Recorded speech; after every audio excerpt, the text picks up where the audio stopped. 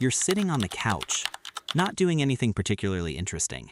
You've got a cold cup of tea, you're half watching something you've already seen, and your brain is doing its usual thing where it quietly compiles a list of everything you might be doing wrong. And then, without announcement, your cat walks into the room, looks at the 17 other available surfaces in your home, and deliberately sits down right next to you. Not on you, next to you. Close enough that you can feel the warmth, but far enough that this was clearly a choice, not an accident. And for reasons you'd be embarrassed to say out loud, something in your chest loosens just slightly. You didn't realize how much you needed that. If you're the kind of person who notices things like this, who mentally files them, who wonders what they mean, who maybe feels a little silly for caring, you've probably also quietly filed yourself under probably too sensitive about animals. That's the label, right? A little too attached. Reads too much into things. You're not wrong to wonder about it. But you're also not wrong about the cat, because what's actually happening in that moment is not what most people assume. And it took researchers a surprisingly long time to figure it out. For most of the 20th century, the dominant assumption about cats was that they were fundamentally asocial, that domestication had made them tolerant of humans without making them actually interested in us. The thinking went, they stay because you feed them, and attachment was really just conditioned proximity to a resource. If you've ever had someone say, cats don't actually care about you, they just want food, that's where that comes from. It felt logical. It was also largely wrong. In 2019, researchers at Oregon State University published a study that quietly rewrote a lot of that assumption. They used something called the secure base test, a method originally developed by developmental psychologist John Bowlby in the 1950s to measure attachment in human infants. The setup is simple. You introduce a person and their cat into an unfamiliar room, let them interact for a few minutes, then have the person leave for 2 minutes, then return. What you watch for is how the cat responds when the person comes back. Does the animal calm down and return to exploring the environment? Or does it stay distressed and clingy, or go distant and avoidant? What the Oregon State team found was that the majority of cats, 65%, showed what Bowlby would have called a secure attachment to their person. They used their human as a secure base, exactly the way a toddler uses a parent. The person's presence lowered their physiological stress enough to allow them to explore. Their return was genuinely regulating. This was not about food. The food was never in the room. The cat who crosses the room to sit near you is not performing proximity to a vending machine. It is, in the most scientifically literal sense of the phrase, choosing to be near someone it finds regulating. Here's what that means at the level of biology, because this is where it gets interesting. When your cat chooses to be near you, not necessarily on you, not demanding anything, just near, its nervous system is doing something specific.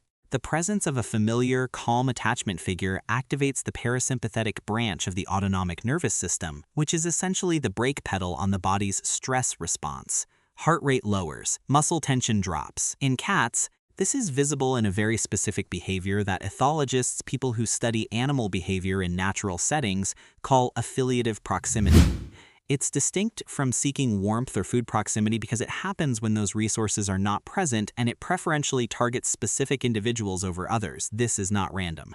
Cats, unlike dogs, do not form attachment bonds with just anyone who provides care. Research published in 2015 by Kristen Vitale-Shreve and Monique Udell at Oregon State found that most cats reliably preferred social interaction with their specific person over food, toys, and novel scents.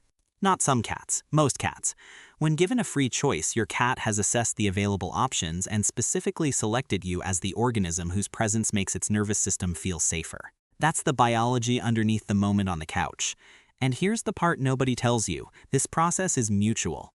When you are near an attachment figure whose presence you find regulating, whether that's a person or an animal, your own parasympathetic nervous system responds in kind.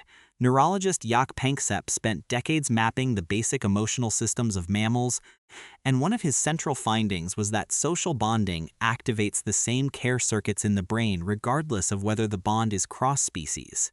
Your brain does not have a separate department for legitimate attachment and embarrassing attachment to a cat. It has one system. It responds to warmth, proximity, and chosen presence. The moment on the couch loosens something in you because it is supposed to. You were built for exactly that response. So was the cat. The whole thing is physiologically coherent from both directions. But here's the part that trips up the kind of person who thinks too much, which, if you've made it this far, is almost certainly you.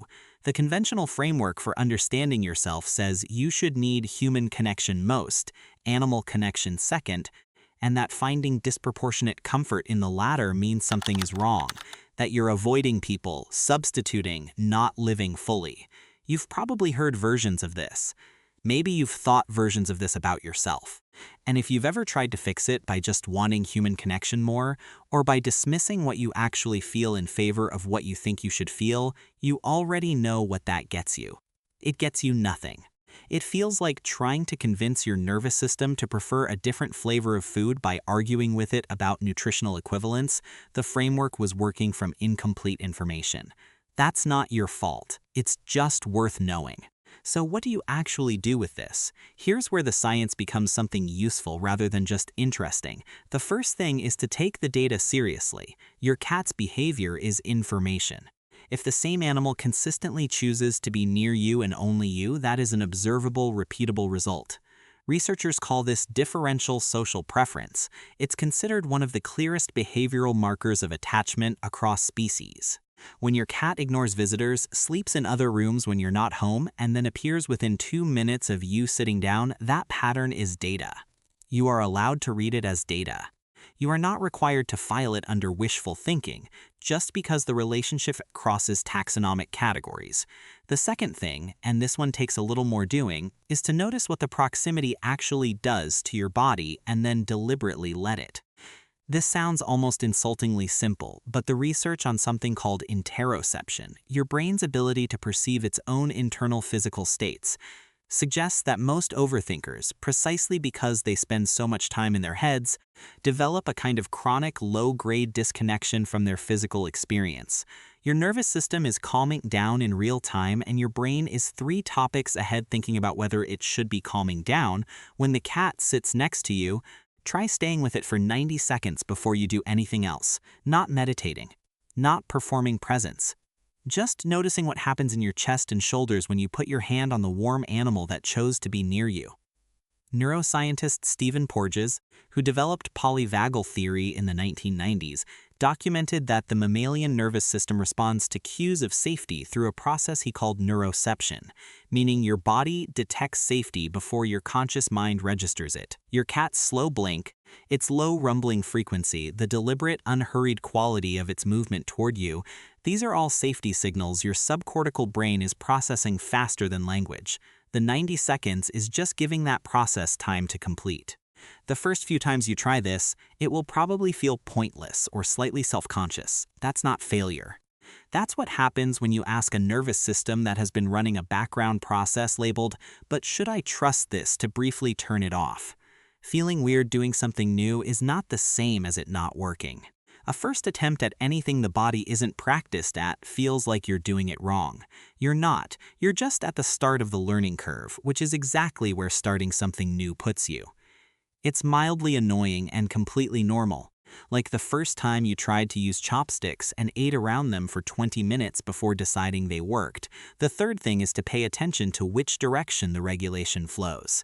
Sometimes you are the secure base. Your cat's nervous system downregulates because of your presence. Notice when that's happening, when the animal is unsettled and then settled specifically around you. What you're observing is that you have, somewhere along the way, built a relationship where a living creature with no social obligation to you finds your presence genuinely calming. Whatever you think about your general impact on the world, that's real. Panksepp would call it active care circuitry. You can call it whatever you want. But it happened because of choices you made, probably without realizing you were making them. Now I need to tell you something that would be dishonest to leave out, and it connects to what we talked about in the last video on emotional patterns that get mistaken for personality. Everything in this video is true, and none of it means that every moment of discomfort or distance is a pattern to be worked through. Sometimes the feeling that something isn't right is not a learned reflex running on old information.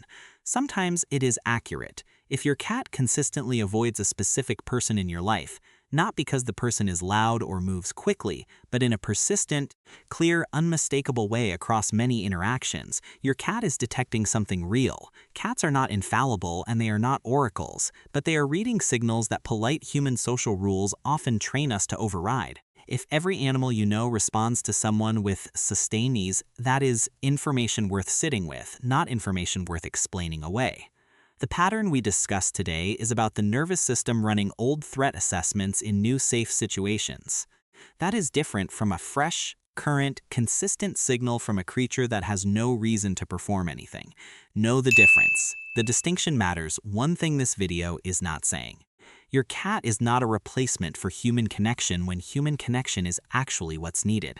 If you're using the animal's proximity to avoid reaching out when you're genuinely lonely, if the comfort has become a way to stay invisible when part of you wants to be found, that's worth noticing. The cat's presence isn't making you lonelier, but it also can't be the only answer to loneliness when loneliness is the actual signal. When that's the situation, the cat sitting next to you is still real and still meaningful. It's also data of a different kind, pointing towards something that requires human response. For the rest of it, when the pattern activates and the familiar voice starts listing your failings, here are 4 things that are simply true. Your cat's nervous system runs on accurate threat detection. It cannot be charmed and it does not perform affection. Consistent differential preference toward one individual across varied circumstances is a behavioral marker of attachment.